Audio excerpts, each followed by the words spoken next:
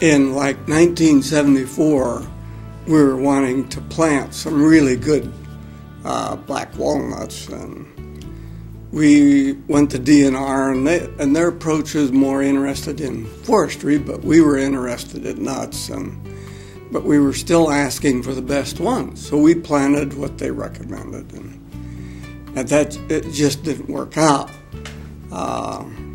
So we kind of gave that up for about 9 years or so. In about 1982, 83, I was reading a book about tree crops just down at the local library, and it described the northern nut growers and the special black walnuts.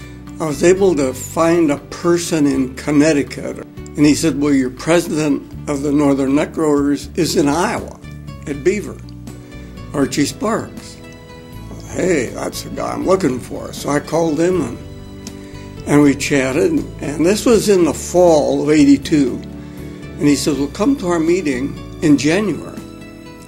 And this is an annual nut evaluation at Ames.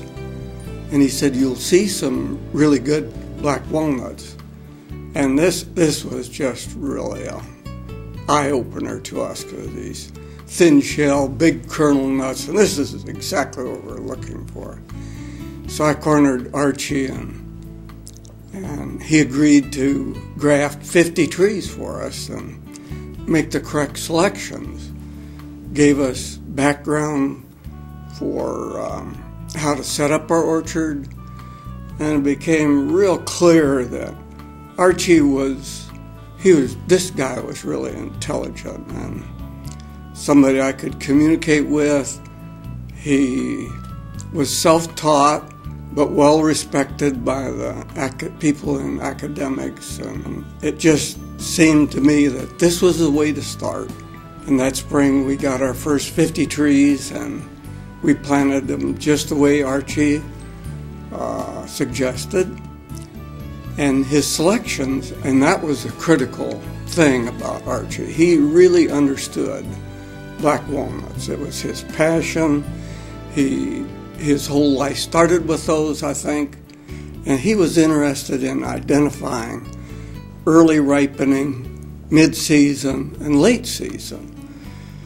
Some of those were his own selections, like S127, which is a early ripening, high-yielding, thin shell, annual producer. It produces not only on the end shoots but off shoots, so it was just a superior tree. He also selected then an older cultivar, one of the first ones identified, called Sparrow, and that's early ripening. The mid-season, he preferred S147 and Quick Crop. Quick Crop is an older one propagated by Stark Brothers in Missouri, sold. And S147's his selection. Well, it turns out to be one of the highest yielding kernels, black walnuts in the nation, or maybe even in the world, and still is. It is just a superior nut. It has a nasty habit of dropping up to 20% of its nuts in the middle of summer. And I said, Archie, what do you think is causing that? And he said, well, I'm sure it's a fertilization. So I started studying some of the fertilization work in the pecan industry, and they highly recommended zinc and nitrogen foliar application. Putting that on the S147s, their nut drop went to 0. So he had that identified. Anyway, on to the rest of his selections for our orchard were Krantz and Hay.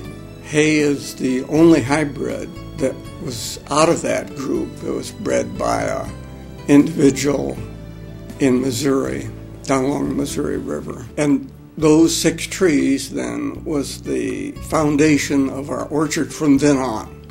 But it needs to be recognized that Archie, he didn't just stop there. He continued to evaluate S128, 130, whatever. But out of his seed plantings came S129 and C3. Those two combined with S147 are undoubtedly the highest yielding nuts, black walnuts in the nation.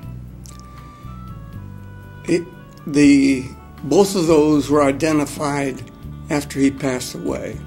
He wasn't aware of that during his living days. His son identified the S129 and was reluctant to say that this was really a good tree. It was a good nut, but the tree, and I've seen that parent tree, is not a good producer. Has small crops every year.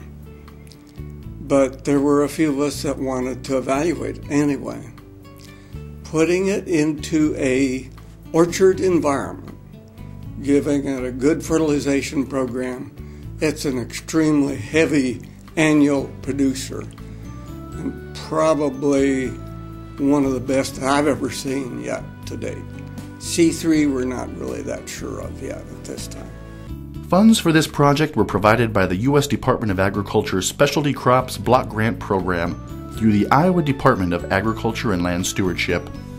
For more information or to become a member of the Iowa Nut Growers Association, visit our website at iowanutgrowers.org.